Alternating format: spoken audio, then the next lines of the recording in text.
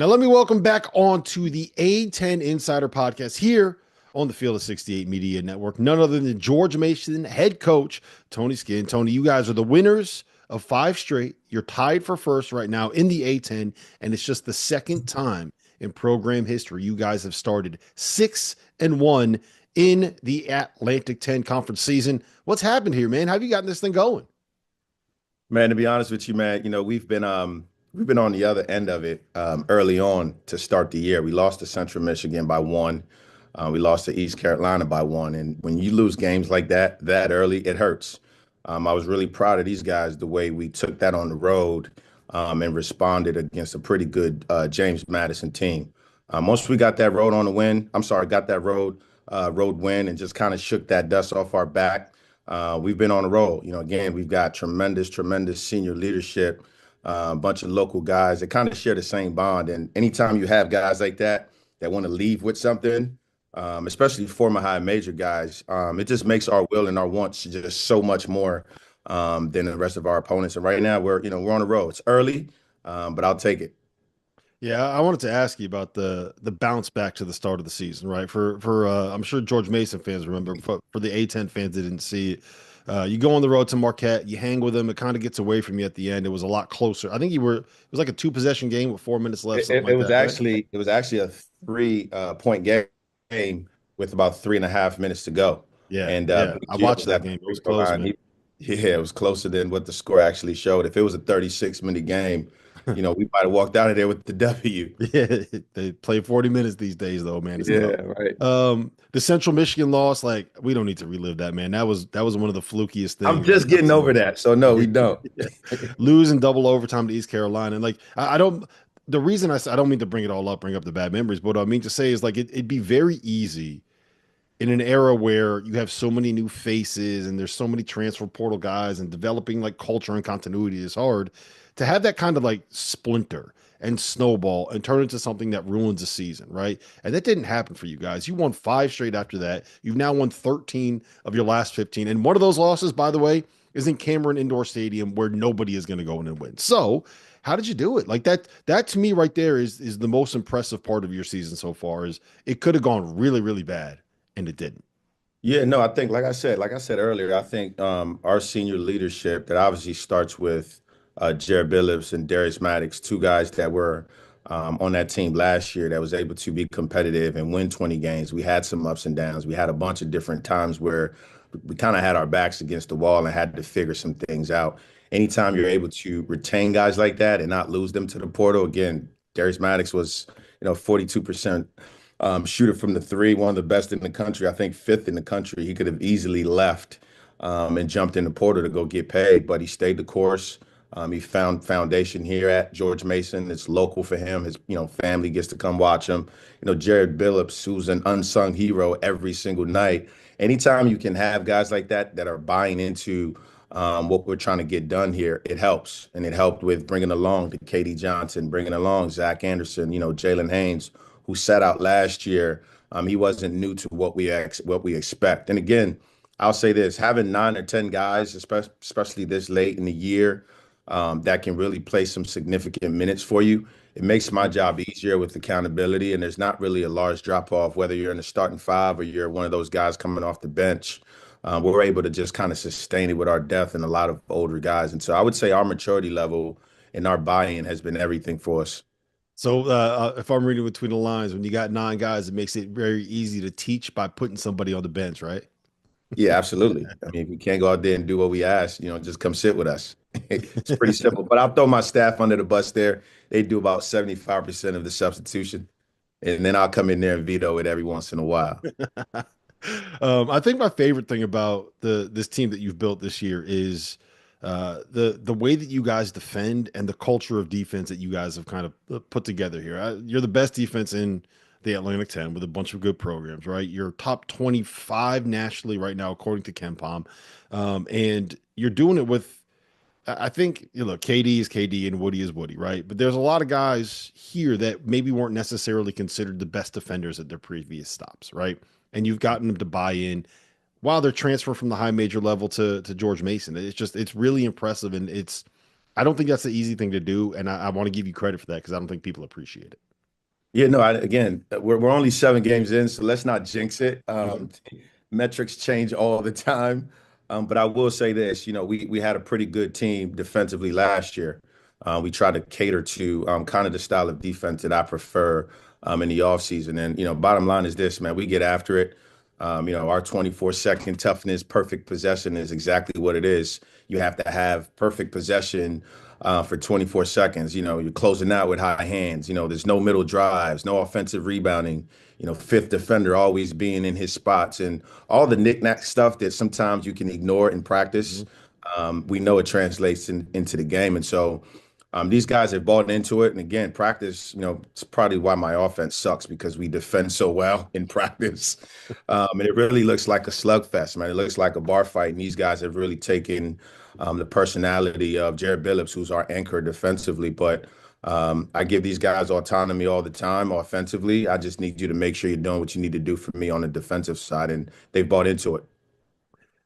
Yeah, you mentioned you're only 7 games into this thing. The last time that George Mason started the year in conference play, in A-10 play, excuse me, 6-1, they finished 11-7 and 17-14. How Right. do you balance like this kind of early success while also letting your guys know like we haven't actually done anything? This has been a great start and we got a chance to do something, but we haven't actually done anything or accomplished any of the goals that we set out at the start of the season. Yeah, I think, with this group, man, it's been easier than most will probably find because just, I've got a great relationship. We all do as a staff with a bunch of these guys. A major reason why Darius Maddox, Woody Newton, Katie Johnson came to George Mason was because of the previous recruitment that I had with those guys at my previous institutions. And so when you have that type of bond with those guys, they trust you, you trust them. I think the biggest thing is them understanding this is their last go round, and those guys want to make the most of it. I try not to talk about, obviously my success at George Mason and my experience, but it's pretty hard to ignore that banner that's sitting in the gym. And at the end of the day, I've tried to preach to these guys on and off the court. We can't have, or we can never have a complacent spirit. You're good today and you can be bad tomorrow. I mean, just trying to take it one game at a time. And obviously, when you're playing with such confidence and defending the way that you defend or the way we're defending, the one thing that I value is we've always been in all our games. I mean, 20 games in now, even the Duke game, the score at halftime was 25-16. We couldn't make a shot, but they couldn't either. And so that competitive spirit, to be honest with you, is what kind of keeps these guys hungry and just competing and just trying to take it one game at a time because that's all you can do in this game that we all know. You can be really good today and you're not so good the last 2 weeks of the season, and it's like the last 3 or 4 months doesn't even really matter. And so just staying hungry, knowing what the vision was, and just trying to apply that every day in practice, and obviously translating that into the game. Yeah, get understanding the personality of the transfers that you're bringing in and having a previous relationship, I think is something moving forward that is going to be really, really important because there's a number of different examples across the sport at every level where um, transfers have been brought in. And I mean, Tony, you know this, but for the people listening, when you're recruiting these transfers, it's like we're talking like days or weeks, right? They're in the portal. You got to figure out who they are. You try to watch as much tape as you can. You maybe get some intel if you can, and then Yeah. you actually got to go out and get these guys because if you don't, then boom, someone else is going to get them. Whereas recruiting freshmen, like that's years long process. So when you have that previous, like you knew who Katie Johnson was going to be when he came into this program, right? You had no Yeah. doubts. You have that previous relationship. Same thing with some of these other guys. I think that is going to be uh, a blueprint for coaches moving forward, or at least it should be. Yeah, no, I think especially at this level, you know how it goes, man. There's like a delicate balance of Mhm. wanting to go into the portal and get guys that you need just based on whatever, it is that you need. But also, you're going to have to be able to build some relationships with some high school guys and maybe shoot for the stars. You're hoping that it works out, but we all know it's a very hard thing for it to work out for everyone. And then Mhm. you're open on the bounce back. You have a chance to get some of these guys. I think the one thing that we have an advantage of, and I always say this, I'm biased because I'm a DC guy. Being in the DMV, man, it always works in your favor. You got guys that go and play, college basketball all over the country. And sometimes when things don't work out, whether it's a coaching change or whether it's just wanting more of a role, a lot of those guys, when they come back home, the A-10 sits right in that perfect pocket for those guys to be able to kind of have an opportunity that they didn't have before. And so, it's a major reason why Darius Maddox came here, major reason why, Woody Newton started at Syracuse, went to Oklahoma State, and when he wanted to come back home, it was George Mason. And so it's definitely a delicate balance of recruitment. We've been fortunate. I think I'm running out of guys that I didn't get in my previous stops, though. And so I'm going to have my work cut out for me this offseason. But, I've got a dynamic staff that gets after it. And, the more you win, the easier things become just a little bit. Yeah, if you go out and win the Atlantic 10 and get to the NCAA tournament, I think that that's going to be a selling point in and of itself. And maybe you don't have to just rely on guys that you missed on a previous job, right? I want to ask you about KD. I told you this at Media Day. KD Yep. is one of my favorite players in college basketball to watch because you always know something is going to happen when he is on the floor. It might be good, it might be bad. It might be insane. It might be the craziest play you've ever seen in a good way. It might be the craziest play you've ever seen in a bad way. What's it like coaching KD? What is the full KD Johnson experience like? Man, to be honest with you, I'm still surprised I got a little hair on my head, man, because he's he's a handful, but he's as competitive as they get. If you look at our last two wins, at St. Bonaventure, at Dayton, you can just tell that this guy played in the SEC at a high level. He's Mhm. got a lot of different things that he does that impacts us. He's doing better with just, and that's the part that it's challenging for the both of us because I want to try to help KD. He's such a competitor, and I had a little bit of that. Maybe not as much as he did. I don't remember getting, or leading the country in technical fouls. I had maybe one or two, maybe a suspension or two as well. But for the most part, I kept my poise. But the competitive spirit that you have, as a 6 foot guard playing with a chip on your shoulder, it's really fueled us. I think he's starting to see again there's different parts to our season. Ideally, he got off to a little bit of a rocky start, I would say, but he was able to just kind of find his role, even with him not being a starter, him understanding, like, hey, I might not start the game, but I'm finishing these games. And he's done that. And the more confidence I can pump into him, the more confidence as a staff we can pump into him. And just trying to help him balance those moments. The better we become as a team, to be honest with you. There's probably a couple games early on had I had the best version of KD Johnson, we probably win those games. But at the end of the day, this is what it is, and he's playing tremendous basketball right now, and we're gonna go as far as KD Johnson goes. Yeah, it's an interesting sacrifice that you have to make when you go from being a guy that was playing 25 minutes a game on an Auburn team that was ranked in the top 10 or top 15 and playing in the tournament and making runs in the big dance. And Yeah. now you're dropping down to the A-10 and you're got to make a sacrifice and say, okay, I'm going to be the bench player. I'm going to be the guy coming. Like there's a level of sacrifice that comes with that is not the easiest pill for a lot of guys to swallow. And if it took him a little while to get there, it seems like he's kind of embraced this idea of being the madman off the bench. And I'm sure that that does kind of help the culture that you've built, right? Like if you have this guy accepting his role, why shouldn't the other guys accept their role? I mean, it's been huge for us. I talk about depth, being able to play, 9, 10 guys. Jared Billups is um, he's not a starter, and he's our best guy plus minus. I use the European, kind of the European plus minus. I call it the PER. He leads us in PER, and this is a guy that takes 4 or 5 shots a game. So it's Mhm. not off scoring, it's not off assists. It's all the things that impact winning. Rebounding, living off deflections, getting to the free throw line. All those little things that make Jared Billups who he is. What's happened now is with him not being a starter everyone knows he's kind of like our anchor. And if Jared Billups ain't starting, I'm buying into this thing a little bit more because at the end of the day, I want to be in the game when it matters. And that's the one thing that I'll give Katie some credit for. It was a little bit more frustrating early on as he was trying to kind of figure it out. But at the end of the day, he's human. We're all humans, and it takes some time. He's trending in the right direction right now, and I'm excited for him and excited for the rest of these guys. Jalen Haynes, another guy I wanted to ask you about. We had him on the pod earlier this year. Yeah. Uh, I think that he broke out earlier in the season and he's kind of come back to earth a little bit. Is that a result of one time you kind of get to the top of that scouting report and people kind of figure out what you do in league play? You got to make some sacrifices, or is it just a product of some games you're going to have good nights, some nights you're going to have less productive nights, or is this just what you want out of him, what you're seeing right now? There's so many different variables. For one, I think Jalen got off to a little bit of a rocky start, maybe Mhm. 3 or 4 games in. He was trying to find his rhythm. And I think, we stayed patient as a staff. We weren't frustrated with him just because, in his defense, he hasn't played.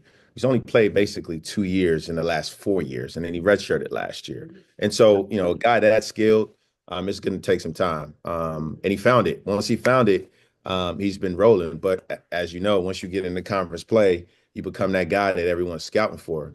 And you talk about his unselfishness and just making sure, yeah, I'm going to get double teamed, but tonight's the night I'm going to try to go get 7 or 8 assists. All those things that make us the team that we are. If you look at the standings, obviously we're tied with VCU right now in first place. But if you look at the top 20 in scoring, we don't have one guy that's in that department, and that's a great thing. It's actually very reminiscent of our George Mason Final Four team my senior year, where we had like 5 guys that just averaged like 11 and a half, 12 points. And so it was kind of one of those things where it's, pick your poison. It's really, really hard to win games like that when you're trying to take away, some of the positive things that a team does and who does it. And with this team, I don't think you can do that. One night it's Jalen Haynes, another night it's Braden O'Connor. Most nights it's Darius Maddox. And when you have Zach Anderson, who can shoot the piss out the ball, go to St. Bonaventure and make a couple shots early. It sets the tone for the game, and it's really been a difference maker for us. And so Jalen Haynes is, he's a mismatch nightmare. We can play him at the 5, we can play him at the 4. He complements everybody on the floor, and he's having a tremendous year, and I expect him to continue to trend up.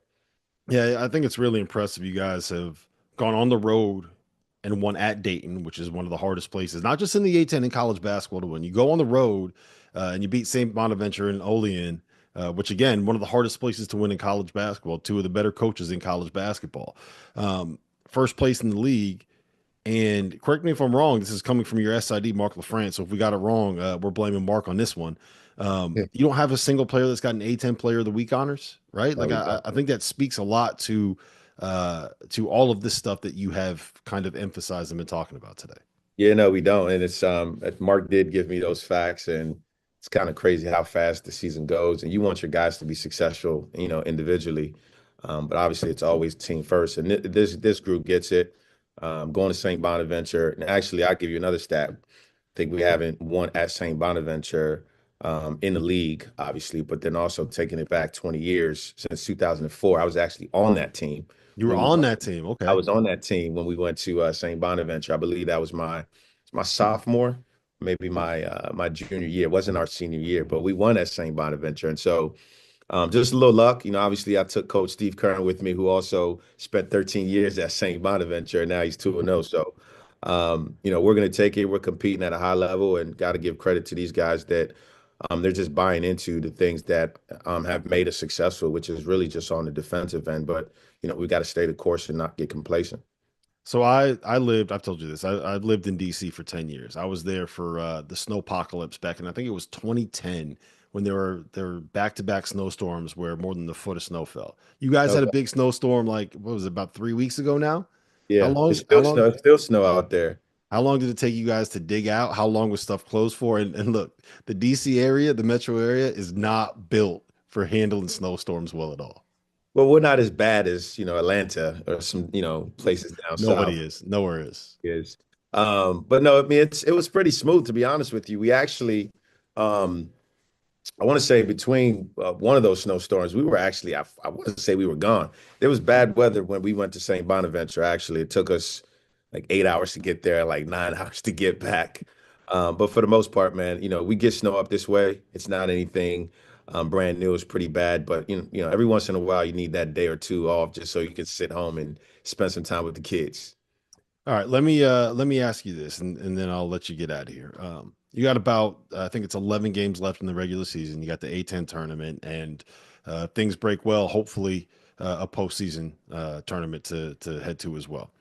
What has to happen for us to look up in March and George Mason's cutting down nets somewhere, whether it's the A-10 tournament, A-10 regular season title? What's the most important thing? I don't want coach speak here. I don't want like we got to stick together. We got to keep playing. Like Yeah, what is the most important thing that you want to see this team improve or continue to be able to win something, win a title this year? yeah, I think, and you hear this is not coach speak. This is exactly what it is. we've been tough. We've been able to weather through some things. We've been able to stick together. But now that the bullseye is heading in our direction, Hmm. we've got to be tougher.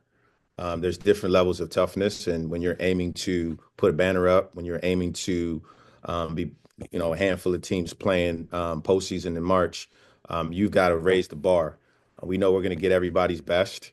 Nothing comes easy in this league. It doesn't matter who you're playing, when you're playing them. We played GW the other night, and fortune was on our side, but I didn't think we deserved to win that game. And so we're going to be in the foxhole a lot, and we've just got to be tougher.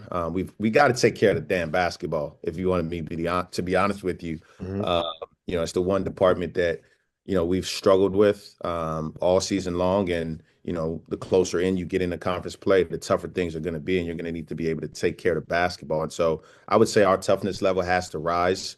And we've just got to be a little bit more efficient offensively because the defense, I do trust these guys. We're going to continue to keep defending and we'll be in ball games. Now we just got to, help ourselves out on the other end offensively. At least get a shot up, right? Just don't At throw the least ball into the stands. exactly, Yeah. exactly.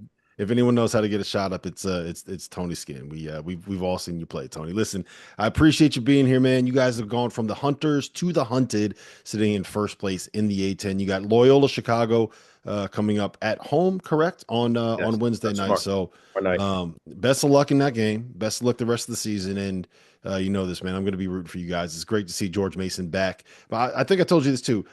My favorite atmosphere I've ever been to for a basketball game was VCU against George Mason. I want to say it was the CAA semifinals in 2010, 2011 at Richmond Coliseum when you had the Sure. Peppers on one side, you had Doc Nix on the other side. It was completely filled with red, with green and gold and black and gold. And I don't think I've ever heard a building as loud I'm or so as glad you passionate as said that one. that. I'm so glad you said that because, that's the memory that I remember when I was here at George Mason. VCU, George Mason, that was as competitive and as big of a rivalry as you're going to get in the CAA. And I would love for that to be a thing again. Problem is, we get VCU once a year, even though they're Mm. right up the road. And it's like when I think about the memories, it's like I'm the only one that's fighting for this nostalgia. But I'm glad that you experienced it. Maybe you'll come to the A-10 meetings with me and have that conversation about how high that is. I'll tell Bernie. I'll let Bernie know. Yeah, there We you got to go. See, get. I didn't want to say any names, but there you go. I'll tell her. I'll tell her we got to get VCU. We got to get George Mason twice a year. All right, I lied. I got one more for you, and you have to Okay. answer this question. Yep. What is the one song that you want Doc Nix? Doc Nix by and the Green Machine, by the way, is the George Mason band, and they are awesome.